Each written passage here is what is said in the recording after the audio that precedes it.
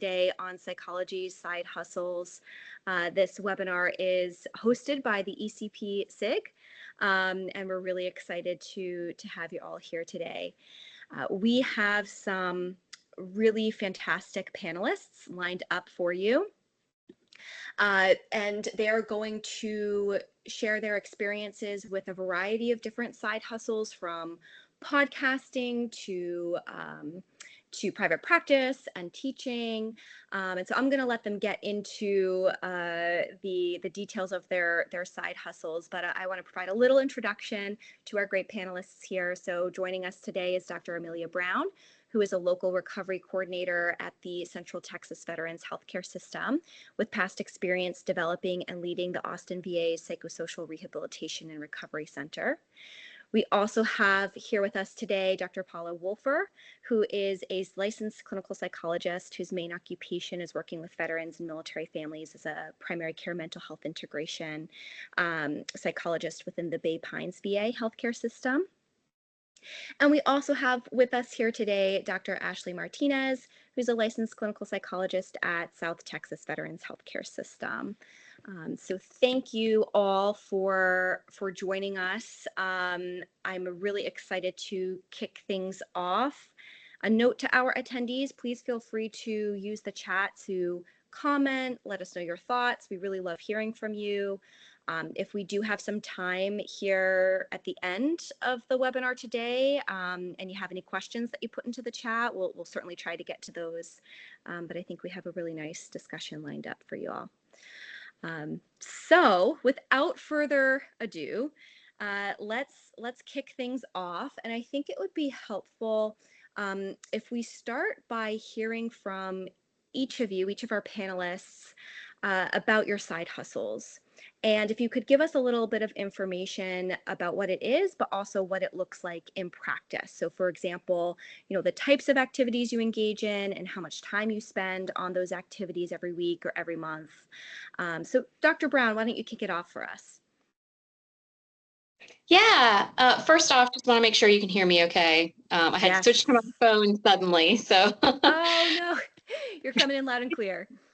Good. So I have a podcast, Bat Therapy. It's mental health through the lens of comics and film.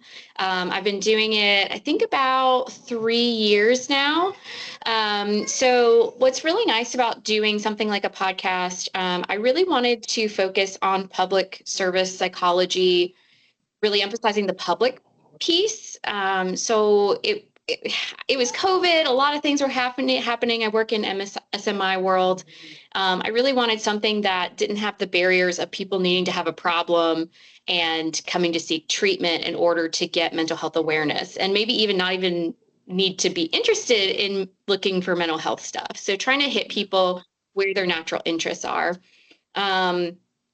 It really hits on a lot of different things. So if you like performing arts, then there's a lot of like recording and editing. I also do images, create things for social media. You're writing things up. There's a lot of creative components to it that I really like. And it really emphasizes how do you translate information into common language so that the everyday person will be able to get a sense. Did I hit all the different pieces there?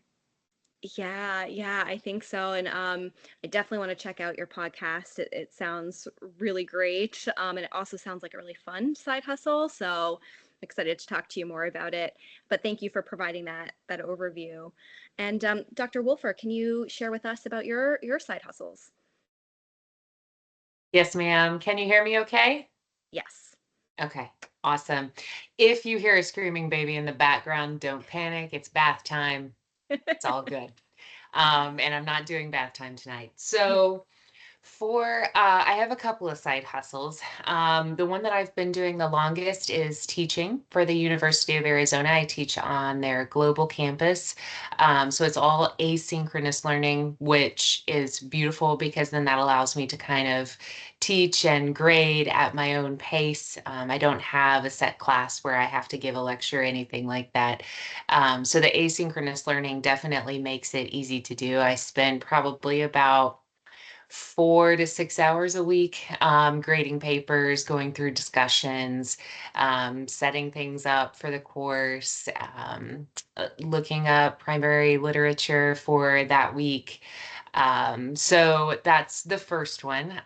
The second one is I provide therapy on BetterHelp. This I actually started not to make money, um, even though I do make money. I started doing it because I am trying to find a perfect clinical case for board certification. Mm, And in BetterHelp, it allows me to kind of, one, make money, but two, it allows me to have long clinical interviews and have a beautiful conceptualization and ask all of the questions and get the intimate details that I wouldn't necessarily have time to do in another setting. So I am a provider on BetterHelp. And then my third job, in addition to all of these, is I do virtual autism assessments for Prosper Health. And this, I only do one assessment a week. And this involved a week of training, which I was paid for. They had their own set battery. And it is quite interesting because it's all adults. So you're mm. diagnosing adult autism. So those are my 3 side hustles that I have going on. Yeah, thank you for that. It's very impressive to hear about all of the side hustles that you have going on. And they're all very interesting, and a variety. So I'm really glad that you're joining us today because you can speak to quite a variety of different activities from assessment, therapy, and teaching. So thank you for that. And Dr. Martinez, can you share with us, your experience with side hustles? Yes, absolutely. So I think kind of similar in that I teach at Our Lady of the Lake University, and this will be maybe once or twice a year at most. It can be in person or it can be virtual. So it just depends on what course I'm teaching at that time. That can, it's a regular 16-week or 16-week, semester course where I'm either in person or I'm teaching virtually for their doctoral program. So that is one. I have my own private practice. I do have my own LLC. So I do see clients. I also am a contractor for Indeed Health, or I'm sorry, for Included Health, which used to be like Doctor on Demand. That's actually how Mm, I started. And I dipped my toes in and figured out whether or not I actually wanted to open up a private practice because there was no overhead. You're not dealing with billing, that was a thing. And so I still actually see some patients on their platform as well. I would say that total probably, at this time, I probably work maybe anywhere from 20 to 24 hours a week extra kind of on my side hustle. I think at the beginning it was a little bit more actually. And we've got kind of a nice ebb and flow to where, I only work on Sundays and then in the evenings, Monday through Thursday. So that is mm. kind of how I keep that balance in that many hours. Okay. Yeah. Yeah. I appreciate that overview as well. And I think what's nice too is we have some different perspectives, even within private practice, for example, right? Like working through better help versus your own private practice. So I think it'll be great to get both of your perspectives in terms of, your work that you do. What I'd like to do today is address or talk through some of the challenges that I think people see in starting a side hustle, things that might make them hesitate, right? Or that they feel like or it's kind of hard to overcome when it comes to starting a side hustle. So let's dig into each of these. I think one big obstacle is just not knowing where to start, right? Like when I think of starting a podcast, like that seems overwhelming to me. How do I do that? Like what steps do I take? And similarly with private practice, like whoa, that seems like a big thing, right? And do I get an LLC? Do I join somebody else's practice? What's kind of the first step? So I'd love to hear from you guys, if someone is interested in starting a side hustle similar to yours, what would be the first step that you would recommend to them? And so, Dr. Brown, let's have you kick it off. Yeah, I think first step is finding and marrying a guy who's or gal who's really good at technology helps. I got to be honest. That sounds like it would be helpful. Yes. So honestly, I would say one of the first things I needed in terms of getting started was getting getting over the imposter syndrome. I don't have a million articles out there. I'm not the lead on big wig treatments and studies out there. And so I always thought those are the people who do the podcast and write articles and do all of those things. And then my husband one day was like, "Hey, you should do a YouTube channel or a podcast or something." And I think I laughed in his face and told him that that made no sense. Yeah. And and his response was like, "Well, you are an expert to the everyday person, and we don't care if you're the person with all the articles. We care if you make sense and if you're interesting." And so I think part of it is realizing what you have to offer and not undervaluing that. So that was step one for me, to be honest. With podcasts, there's also like if you've been in the field for at least even just 5 years, I think you were trained very differently. I was told to be invisible online, which is laughable now because you can't be invisible online anymore. Yeah. But I was told to be invisible.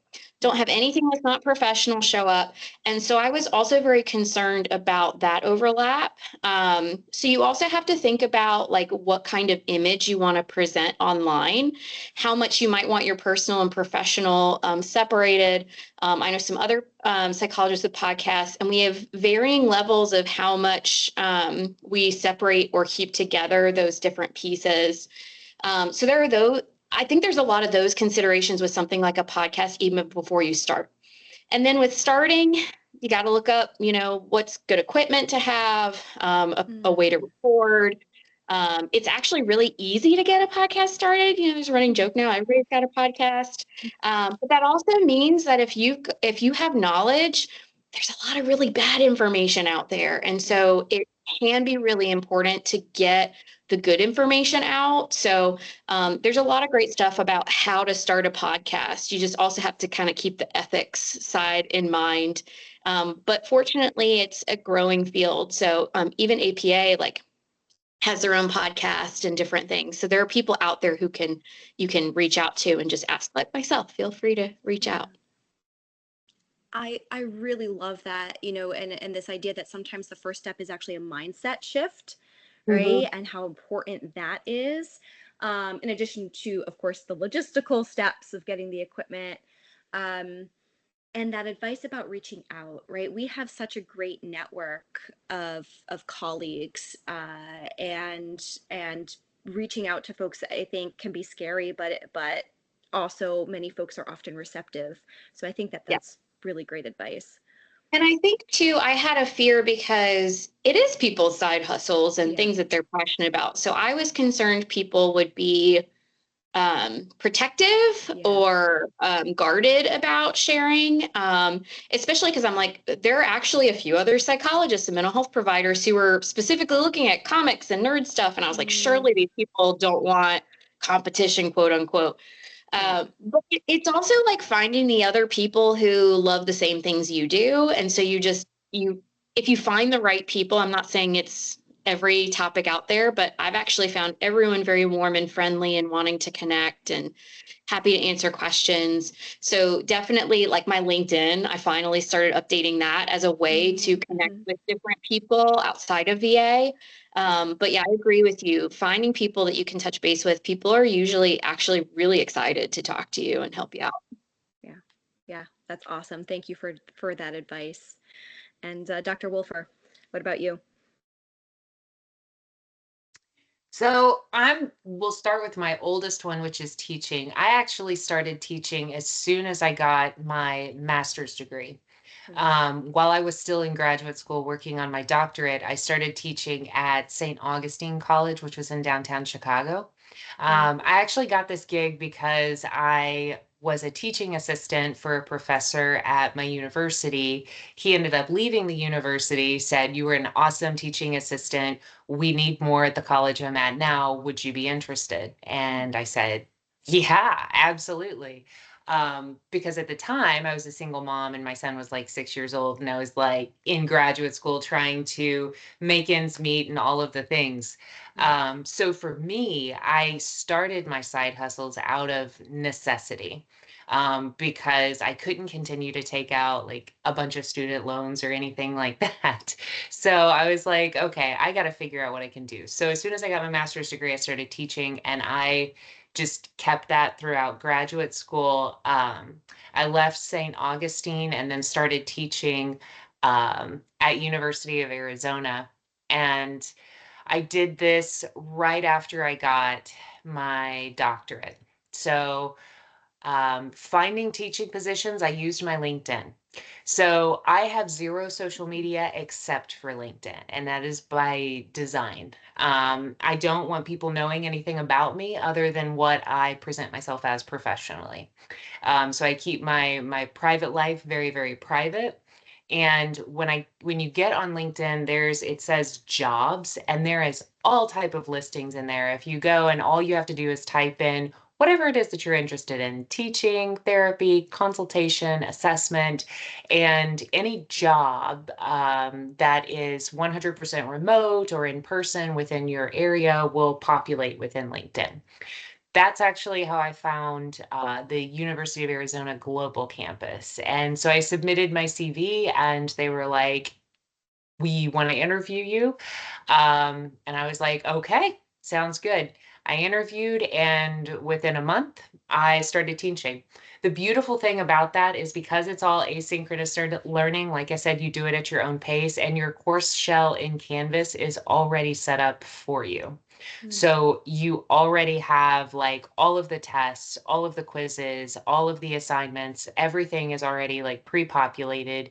You just have to go through and read it yourself, so that way you're aware of what it is that you're teaching per each section. Um, So yeah, that's how I found the teaching position with LinkedIn. And then how I got started with BetterHelp. Well, I knew after I got licensed, oh, my pleasure. I knew after I got licensed that I wanted to get an AVAP certification. And so that's why I was like, okay, I need, being in PCMHI, I'm not going to find like, or have the ability to do like true clinical cases to be board certified in clinical psychology. So I was like, I need to find something to do where I can set my own hours. That's when I looked into different online platforms. BetterHelp is the only one that does not require you to have a minimum of like 10 hours or a set minimum number of hours. And that was the whole reason why I submitted my application to them. They interviewed me, and now I am on there. Prosper Health, I actually found them. They reached out to me through LinkedIn. So that was interesting because I've updated everything on my LinkedIn. My CV is visible, my interests are visible, where I work is visible, all of it. And one of their recruiting managers reached out to me on LinkedIn. I set up a interview with him, and he was like, "Well, we'd love to have you." And I said, "Okay." And so it took about a month to get on board with them. The training was a week long, and I only do one assessment a week. So I'm a 1099 with them. But LinkedIn has been my go-to in terms of finding all of that. Why did you decide to pursue certification? So that's a really great question. I think that certification allows you to feel more like a master because I do battle that imposter syndrome. I think it's possibly because I'm a new graduate. So I just got my doctorate in 2022.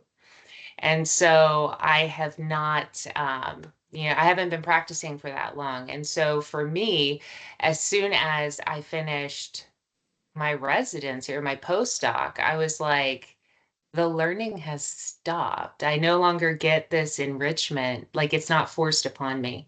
So pursuing certification is a way for me to continue to enrich myself.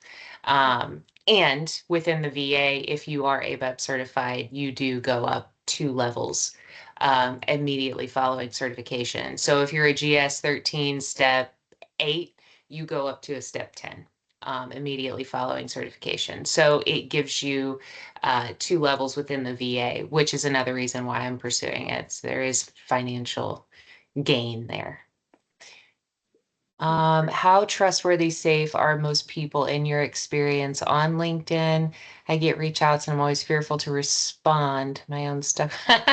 So yeah, I do reach out. I look at their profile first, and I see if they're verified. So if they have a little like verified symbol on LinkedIn, then you know that they're good to go, ready to rock. In terms of contacting people or people contacting me on LinkedIn, it usually starts off as just a general conversation. And if I like what they have to say, I set up a phone call or an interview. You kind of just use that clinical judgment, like your clinical gut, or you get those feelings about somebody. Um, but anyways, so yeah, that's kind of what my experience. I mean, I haven't really had a whole lot of people. I get a lot of people with like medical billing, and I'm just like, I'm not interested. But the ones that, have jobs that they want you to apply for, so far they've all been pretty trustworthy. Yeah. Thank you for that. I really appreciate that information, uh, all of it, but particularly about LinkedIn, right? That's a really great tip and a really great resource. So thank you for that. Dr. Martinez, what would you recommend as any first steps for, your side hustles?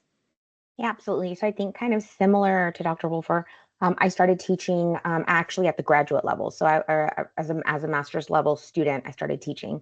So as soon as I had 18 hours under my belt, I started teaching intro to psych for undergrad, and kind of kept that going, even moving into my doctoral program, looking for opportunities to do that, just to kind of keep it on my CV, which is actually why I still do it. I make sure that I will teach at least like a course or two every year to kind of keep that going. And once you develop a relationship with an institution, they're usually pretty good about reaching out to you and saying like, hey, can you teach this course? Can you teach this summer course? That at least has been my experience. So I've gotten to teach a couple of different classes, just depending. And it's nice because you can also turn them down if you just can't make it work. I think they reached out to me about teaching a summer course, even though it was just a 2 day, it wasn't something I could do. And so I think that like fostering and developing those relationships, whether that's within your own institutions, if you have mentors still from your former universities, I would definitely reach back out to them. They may also be able to put you in touch. LinkedIn is another great, opportunity. They're always kind of hiring folks, especially if we're thinking about kind of from a virtual standpoint.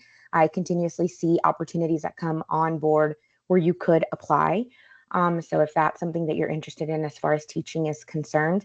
As far as kind of private practice, I already kind of mentioned, I first started as a contractor. So I started with Included Health, which used to be Doctor on Demand. And I did that to see if I even liked it because I didn't know if I was going to like doing private practice on the side outside of my VA tour. Was I going to be burnt out? Is this something I even wanted to do? So I decided to come on board that way. Back when I started, I think I started doing that in 2021. When I started doing that, the minimum, at least at that time, was you needed to offer 12 hours or 12 hours worth of spots a week. That was kind of what the contractors were required to do, or 48 hours total for the month. That's not really the case anymore because I don't really even offer that for them because I don't see as many of their clients anymore. But there's definitely a big difference should you decide to kind of go that route and work for that type of for profit. You can come on board, of course, full time, but if it's your side hustle, you can't do full time. You could come on board part time, which is about 20 hours, which is doable, just depending on your lifestyle. And you get a lot more benefits and perks that way. Or you could be a contractor where you've got minimal hours, no obligation. It's kind of you set your hours when you want, on what days you want, and that's it. And so there's kind of no muss, no fuss, which is what I really liked about it. After I did that, I decided that that was something that I really did like doing, but I didn't necessarily like the contract fee for service.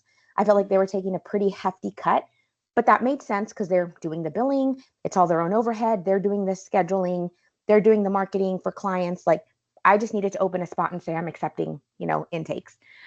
And so, that's just something to kind of keep in mind, which then spurred me to start my own private practice. And so first steps included kind of looking at state law, the difference between an LLC and an S Corp, deciding on what was a better fit for me, and or whether, how I wanted to protect myself as far as kind of thinking about it from a legal standpoint.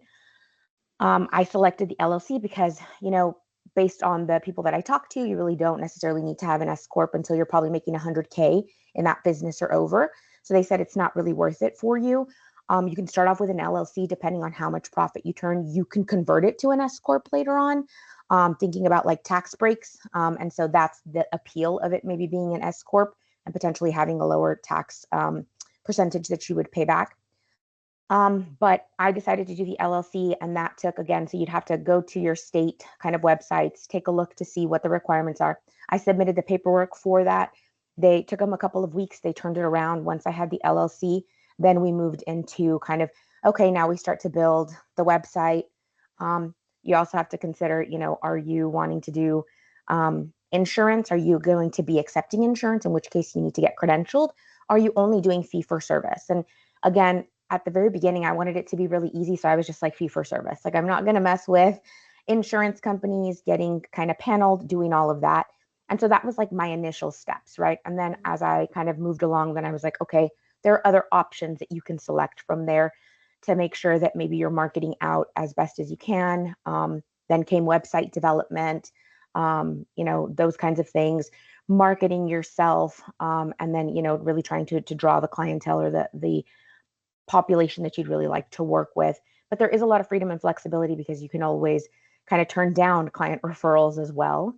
Also networking. So I have a lot of clients that have come to me just word of mouth from either people I work with or coworkers, or people that I know that have referred the same thing. I've got, a network of private practice, practitioners that I will refer to if it's not something that, I really do, or for like, in-person assessment. I will refer over to people that I know and trust within the community. So those are kind of the first, I think, couple of steps. I think that the first part for the private practice seems really overwhelming, but it's really not. You just have to really take it step by step. But the first thing I think is just deciding to file the paperwork, right? And say, okay, I'm going to do this. I'm going to do it as an LLC. I'm going to do, an S Corp. I'm going to do whatever that is. And then you can even decide to sit down with a lawyer. I think somebody asked, one of the questions was like, who are the people that you should be talking to? Definitely, maybe not at the very, very beginning, but as you start to develop traction in your practice, if you decide to do a private practice, a CPA, that is going to be really helpful for tax purposes and to kind of keep you in line. And the other person is like a small business lawyer, but you want a small business lawyer who is familiar with psychological practices. You could see them for all kinds of things. They could assist with setup. They can even assist with reviewing like consent forms, making sure that things are ironclad for your business, because you also want to think about it from a litigious standpoint and protect yourself as a provider. We've got, liability insurance and things along those lines, but still, you want to make sure that all of your paperwork is pretty ironclad, right? Very upfront. So having somebody from kind of the legal standpoint take a look at it and also give you recommendations can also be very helpful. So not necessarily, it's not 100% needed, but it can be helpful as you're starting up and making sure that you have all the underpinnings right for your practice. May I'm sorry, this is Heidi. Thank you so much. I was the one who asked that question. My next question is like, how do you start finding somebody who's appropriate? Like, I'm not even sure. I don't think I can open the Yellow Pages and find someone who's like, I do psychology startup, yeah, thank you. Yeah, that's a great question. I mean, to be quite honest, a lot of it was networking. So I asked other folks, like, hey, do you have a CPA? Like people I knew in private practice, do you have a CPA? Who do you recommend? Do you have a lawyer? I've even seen folks post it on listservs and say like, hey, I'm in Texas. Does anybody know, a specific lawyer, or I'm in the Houston area or the Dallas area. Has anybody worked with a CPA or a small business startup, lawyer that they would recommend, right? And so really the way that I got it was kind of word of mouth from other psychologists, which is also helpful because then you already know that they're working with psychologists and actually already know kind of about the business that you're trying to put forth. So I would say networking with your own colleagues is actually one of the most beneficial things that you can do. And kind of like Dr. Brown mentioned earlier, where they talked about, how you think like, oh my gosh, people are going to be really protective. Like, this is mine, I'm not going to share. But no, people actually are super nice. Most people are really nice. They're willing to help you. They know how hard it is to get started and scary it can be. And so people are, usually really warm and welcoming and will share their resources. So I would just say, don't be afraid to ask. If there's somebody in private practice, I would just ask them, hey, do you have any recommendations on this? And then kind of feel out maybe one or two people and see who you like and who you feel is the best fit for you to work with. And you also don't have to keep that person, you know, like you could start off with one person and then you could find somebody else you like even better, and, you know, end one relationship as far as those things go and then start a new one. It's not uncommon. Thank you so much. Appreciate Yeah, it. absolutely. Yeah, thank you, Dr. Martinez. And I really want to highlight what's sticking out to me is that, you know, you can take some initial first steps and then you're not locked in, right? Like you can always start to accept insurance. You can, you know, start by fee for service and then accept insurance later. Or, you know, to your point, you can switch lawyers. So you can make the best decision that you can to get started. And then as things get going, you know, you can rest assured that it's okay if things change, and you can add things on or grow as you move forward. So I really appreciate that point. So, you know, one of the other I think challenges or things that might make folks hesitate a little bit is thinking about how, you know, any specific considerations or conflicts with VA work, right? And maybe not knowing, okay, are there things I should be keeping in mind given that I'm a federal employee and doing this side hustle? You know, for example, with private practice, rules around seeing veterans, right, in your private practice. So can you speak to that? Any specific considerations or things that you keep in mind, given that you work both at VA and have these side hustles? So Dr. Brown. Yeah, so given my job at the VA, I actually have, I think, a little bit more complication than I would have normally, because I actually go out into the community and do stuff. And I make connections that are not only purely clinical treatment related, because I work with the PRC, I'm a local recovery coordinator. Things are a little funky and different in the serious mental illness world. So I'm definitely mindful. So if I'm out and about in the community and I'm representing the VA, I'm not bringing up my podcast. Yeah. And when it comes to my podcast, I speak about having a federal job or that I have experience with veterans and people that have been in the military, but I don't specifically reference where I work and what VA and that sort of thing. I've done that purposefully just to try and make it very clear that there's a separation. And when I do, when I talk for the podcast, I speak as a psychologist and I make sure it's very clear this is not a part of the job that I hold. And so there's an importance to just make sure that there's that clear distinction. And then, of course, you know, you're not working on stuff on your work computer related to it. So I have completely separate everything when it comes to the podcast. I'm not working on it on VA time. I even, now that things are a little bit more precarious, because you can actually, because I set social media things to release.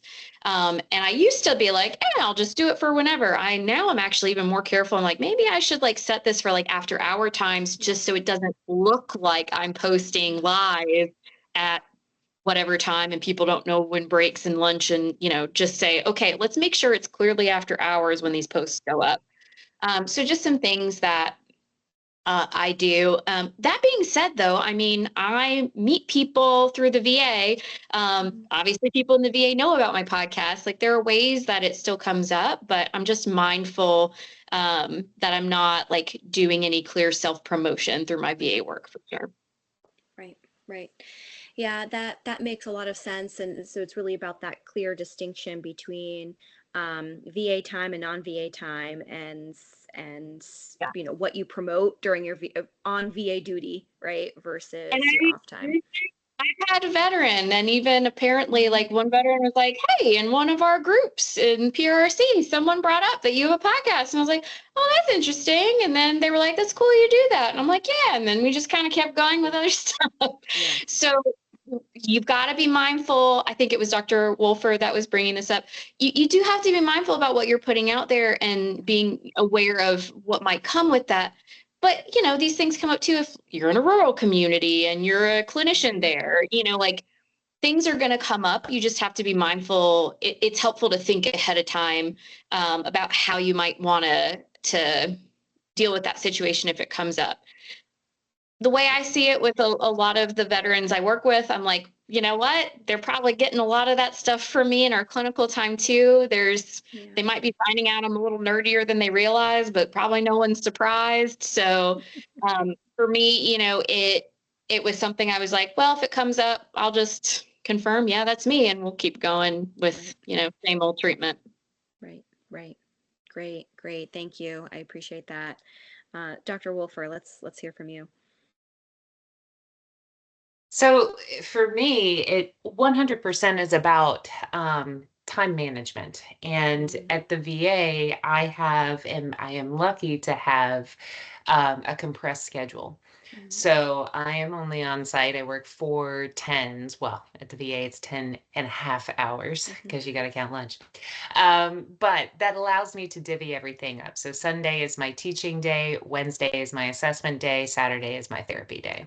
So each day I have something different. And that allows me to make time so that I'm not using VA time to respond to students or to respond when I have therapy clients that send me a message or anything like that. So yes, it is kind of making sure that any side hustle that you do, you're doing it on your own time and not on the VA's time. And there are, I've run into a couple of situations where people will find me on LinkedIn, and they will see that I work at the VA or that I have experience working with veterans. And so then on BetterHelp, I might have like a family member of a veteran who comes to me, and they have questions about how to support their loved one, or something like that.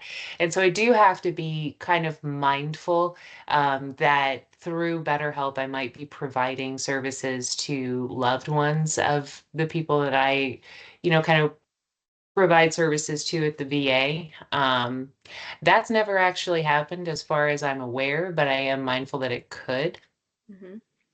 So I think, kind of just understanding multiple relationships, and anytime that there is a gray area, consulting with colleagues is always going to be like your best bet. Either that or just consulting with like APA in general, because I know that they have forums.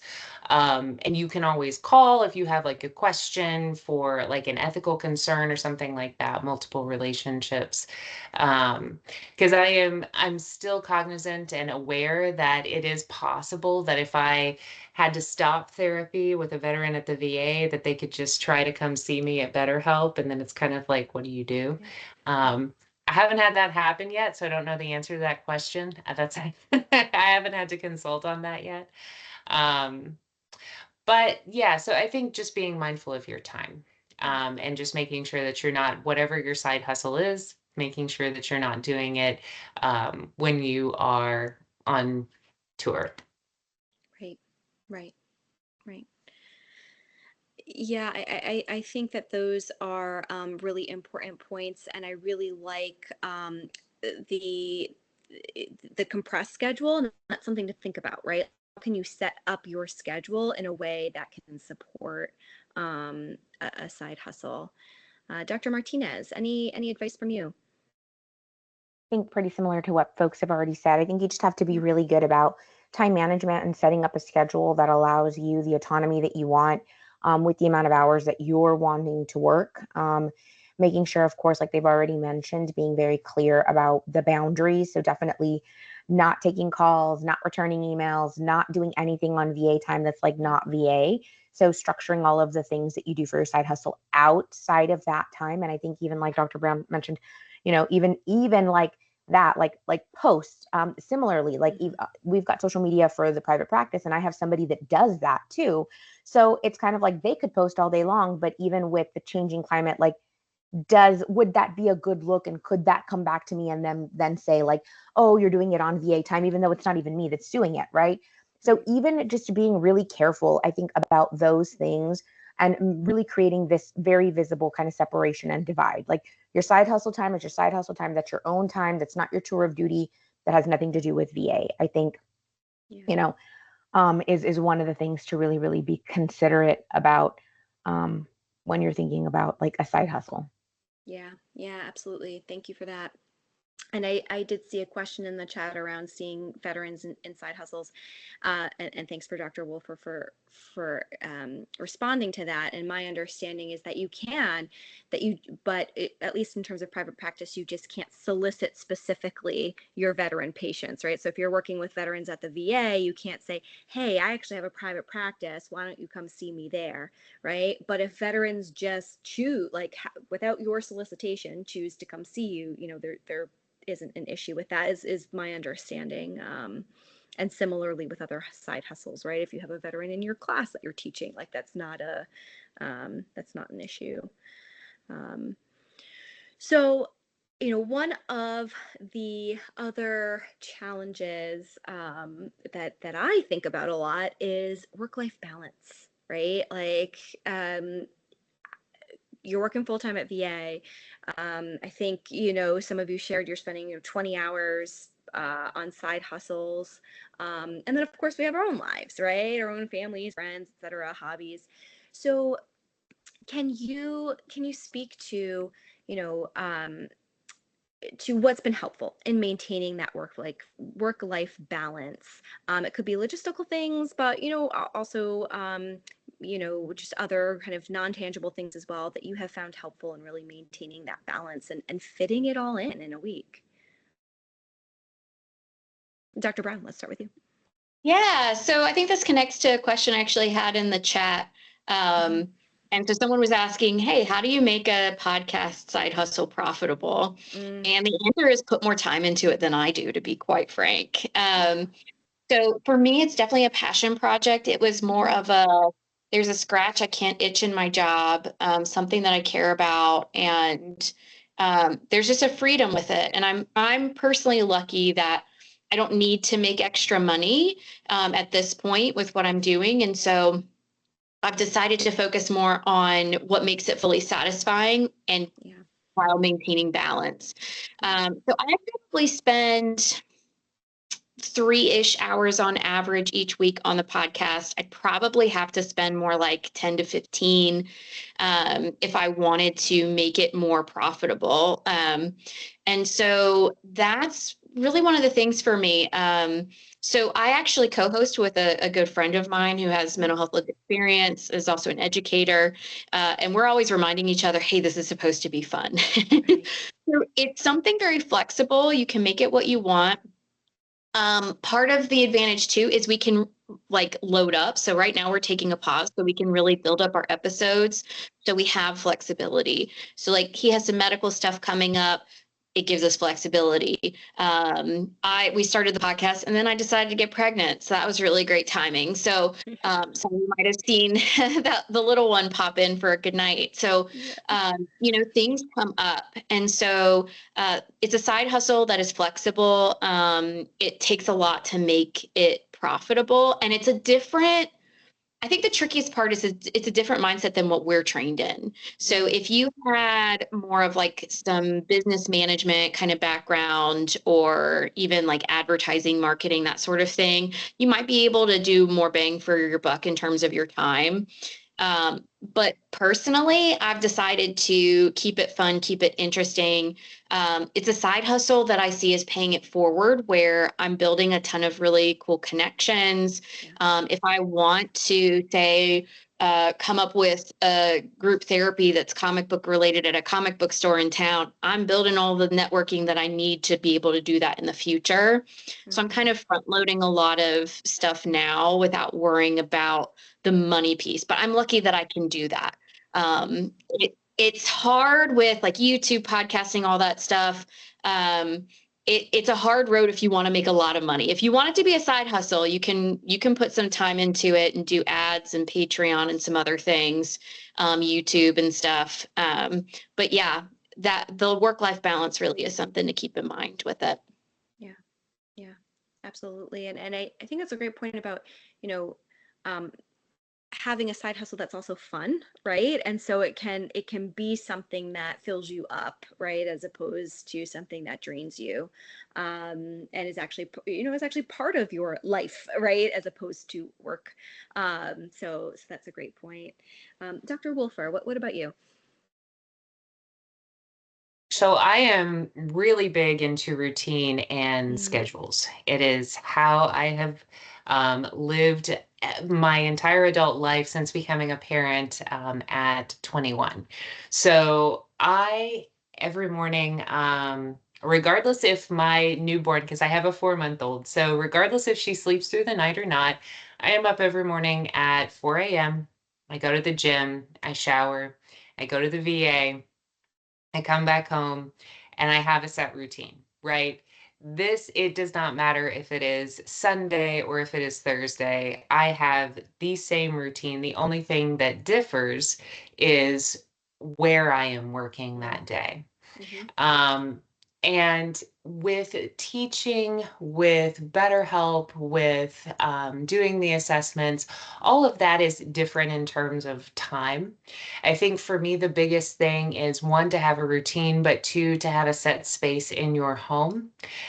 Because if you are going to be working from home, or if you are going to be providing services from your home, having a set room or a set space where that is your workspace. And when you are not there, you are not in a work mindset. You're present wholly with your family. And so, or, whoever doing whatever you might be interested in. So for me, it's having a set room in my home that is my office, and not when I am in here, I am in work mode. When I walk out of this room, I am in wife and mom mode. So that is, I think, key. And then like I said, the other thing is routine and just balance in terms of communicating with the people around you. If you are married, or if you are a parent, asking the people around you, what do you need from me? That also helps, I think, to maintain a really healthy work-life balance, because if you do start doing too much, the people around you that love you will let you know. So you do, kind of pull them in and ask, how are we? How are you? And so those are the three things that I use to keep that balance in my life. Yeah, that's fantastic. I think those are helpful across the board, but then especially if you're doing a side hustle. So I really appreciate that. And Dr. Martinez, what about you? I feel like probably nothing new than what's already been mentioned. We've got two great presenters on the panel. I think that one, yes, having your own space is critical. I have my own office. This is my home office setup, right? Like you can tell, like this is where I do my work. This is how I work. So when I'm in here, I'm working. When I'm out of here, I'm not working, right? It's like that boundary. So once I open that door, whether I do a couple of deep breaths before I walk out the door to reset and go into my home, like that's probably one of the things that's helpful. But having that space where people know when I'm in my office, I'm working, right? I think also having specific like set hours for myself, right? I'm not working past this hour. I'm not working, before this hour. I'm not getting up early, super early on a Sunday morning. I'm going to do my routine Sunday morning, and I will start later on. Maybe I'll start at noon, and that's what I'm working. I'm working like noon to 6, or I might slide it up and do like 11 to 7, just depending on like what my patient population like load looks like that day. But I think also having the freedom to block my own days. Mother's Day is this week, right? My mom's in town. My clinic, like I'm not working on Sunday, right? So I think that is also one of the beautiful things, managing your own time, taking a look at whatever your important events. For me, it's not working on certain days, and that's fine. Like I don't have to work Sunday through Thursday. Like it's not required. Like if I want to work those days, I'm working them because I've decided that's my schedule. But that doesn't mean that I can't take that day off and say, nope, life's too busy this week. I can't do it, right? Or I've got a trip coming up. I need to pack the night before. I'm not going to see patients. Like I need to go to the mall and get something for myself. So I think really the time management piece and having structure is really important. At least I think for me, it's kept me balanced and kind of sunken in. And then I'll be honest, like support from a partner as well, right? Because there's even like, when are you eating? Like, have you thought about like, like if you're working all day and then you're coming home, when are you eating dinner? Like, when are you doing these other things, right? So then even having people around me that are supportive, or at least in those ideas, like making sure that there's like snacks that I have with me, or that I've planned what my meals are going to look like for the week. Even those little things can make a really big difference in helping you continue to be successful, because you don't want to burn out either. Right. Right. I really love those, right? Setting boundaries sounds like it's really important. And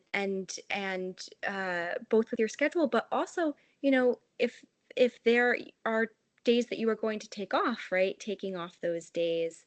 And both you and Dr. Wolfer made this point around kind of keeping work at work, focusing at work when you're working, and then focusing on your home life outside of work life when you're not. And I think it's so easy for us, even us, those of us who don't have side hustles, to have work seep into our non-work life, right? And so I think that's a really helpful practice, um, especially when you are maybe working more than 40 hours per week. So I know we are coming up on time here, so I would really like to wrap us up by hearing from each of you. Any advice? What advice do you have for us out here who are interested in starting up a psychology side hustle? So, Dr. Brown, what advice do you have for us? Don't get caught in the box. I feel like a lot of what I'm discovering is that the person I was before I went through my training is the very person I needed to be after my training. But like during the training, you feel like you're supposed to fit certain things, and it wasn't the right fit for me. Like you're the researcher and you're the teacher and you're the therapist and you're doing all the evidence-based stuff. And don't get me wrong, I love the evidence-based treatments, but I work in SMI. I'm someone who doesn't always follow all the rules the exact way that you're thinking of them. And so I think for me, it's just encouraging people to like find a way to make psychology your own. And there are people out there that are going to support that. I was really lucky to be on an internship that when I wanted to like create a manual, they were like, go for it. And that I think was like an initial start in me taking the creative side that I felt like had to be separate from psychology, like the theater kid, the kid who loved Batman, the like all this stuff, and like finding ways to pull it together to actually provide something that was more my own. So I think I would definitely encourage people to just put yourself into what you're doing, no matter what it is, whether it's teaching or therapy or research or doing something like a podcast, but definitely encouraging being outside the box, because I think that's where we find the ways to do something new and really cool. And if you're going to be doing a side hustle or as your main gig or whatever it is, I think there's just something really cool about just I can't remember who was saying it earlier. Maybe it was Dr. Martinez, but sometimes you just got to do step one. Step one's overwhelming, but you just got to fill out the paperwork, or you just got to do whatever step and just kind of walk off the cliff and trust that there's going to be something that you land on, because it can be pretty cool. Yeah, absolutely. I love that. Thank you so much. And Dr. Wolfer, what about you? I think if you're thinking about engaging in a side hustle, I think the biggest question is what's your motivation, right? What's intrinsically motivating you? Because when it comes to a side hustle, unless you're Dr. Phil, it's not going to be incredibly lucrative, right? So trying to identify what is it that you're passionate about, right? So in any side hustle that you do, figuring out what that internal motivation is, what that intrinsic motivation is for you, I think is key, right? So for me, there is the AVAP, board certification in clinical psychology that's motivating me. In terms of teaching, I genuinely love to teach. I always have. I think that there's part of me that I just like being able to share knowledge and learn things from other people. And so I think kind of focusing on, that part of who am I? What do I like? What are my interests? How do I define myself as a psychologist? What do I want to do with my career? I think that all of that really does tie into that intrinsic motivation piece. But I think, like you said, before you get started with any side hustle, ask yourself why you're doing it, and what your motivation is, because I think that that'll tell you right there what's the longevity of it, right? Is it going to be something I start and then stop a couple months later? And two, is it something that I am going to dread doing every single day? Because I'm doing it for factors outside of what internally drives me. Right, right. That's such an important point, that, of course the money is enticing, right? Extra money, that's great. But you are spending your time on this activity. And so really giving that a lot of thought about what activity is going to be worth it for you to spend that extra time on, and that you're actually going to enjoy and feel motivated by, regardless of how much money you end up making from it. So thank you for that. And Dr. Martinez, what advice do you have for us? I think I definitely champion all of those things. I would say just rip the Band-Aid off. Just do it. Yeah. Worst case scenario, you start it up, you don't like it, and you do quit. You're like, you know what? That was great. That was fun. Not for me. Not doing it again. Right. Yeah. I think the hardest part is the first step. I think, at least for me, from my own personal lived experience, like I I was terrified starting up a private practice. I was like, oh my God, I don't know if I could do this, and it really was, you can take it at your own pace, do the LLC 1 month, wait and set up a meeting to talk to somebody else the next month. Like, it doesn't have to be like big bang. It doesn't have to be all overnight. You can do them in little chunks that are manageable for you, but taking that first step is what you've really got to do. So I think that just kind of moving forward with that thing that maybe you're a little bit afraid of. Yeah. Yeah. That truly resonates with me. I really appreciate that advice. And sometimes thinking about the worst case scenario is helpful, because the worst case scenario isn't so bad, right? Worst case is, all right, you decide you don't like it and you quit. Like, you're in the same place you're at now, right? And so just take that first step. So I really appreciate that advice. That's helpful.